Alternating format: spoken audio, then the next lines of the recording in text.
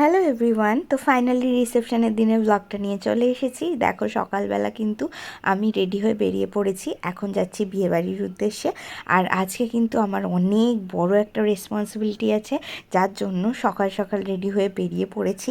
সবটাই এই ব্লগের মধ্যে দিয়েই তোমাদেরকে শেয়ার করব।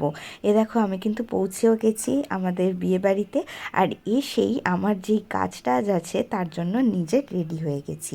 এখানে দেখো সব মেকআপের জিনিস রেডি করে রেখেছি, তার কারণ আজ কিন্তু ব্রাইডকে রেডি করার দায়িত্ব আমার। মেকআপ প্রফেশনে আসার পর অনেক কাজ করেছি অ্যাজ আ পার্টি মেকআপের, বাট আজ প্রথম রিসেপশন ব্রাইডের কাজ করছি।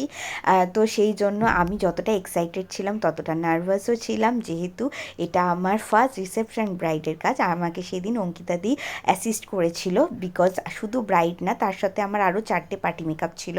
তো টোটাল এতগুলো কাজ সেরে আমি কিন্তু বিয়ে বাড়িতে পৌঁছেছিলাম রাত্রি 9:30টার সময়। সবাইকে ছেড়ে দিয়েছিলাম ওই ধরো 2টো থেকে কাজে বসেছিলাম, আর 8টা থেকে 8:30টার মধ্যে আমি সব টোটাল মেকআপ হেয়ার সবাইকে কমপ্লিট করিয়ে কিন্তু ছেড়ে দিয়েছিলাম।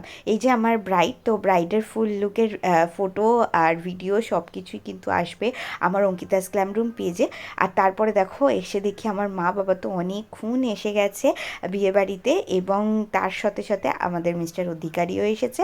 বিয়ের দিন শাড়ি পরেছিলাম এবং রিসেপশনেও শাড়ি পরবই ভেবেছিলাম, সেরকম অ্যারেঞ্জমেন্টও ছিল। বাট আমি জানতাম যে এতগুলো কাজ কমপ্লিট করার পর আমার আর এনার্জি থাকবে না যে নিজে শাড়ি ঠাড়ি পরি, যার জন্য কিন্তু আমি চুড়িদার পরেই বিয়েবাড়িটা কাটিয়ে দিয়েছি। এখানে দেখো সবাই বিয়েবাড়িতে মানে যখন ডিনার করে চলে যাচ্ছে, আমি তখন গিয়ে ঢুকেছি বিয়েবাড়িতে।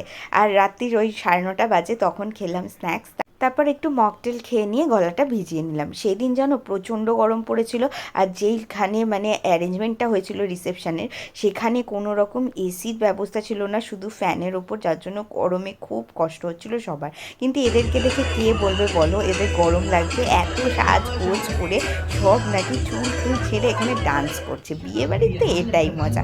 তারপরে ছিল মামার একটা অসাধারণ ডান্স পারফরমেন্স।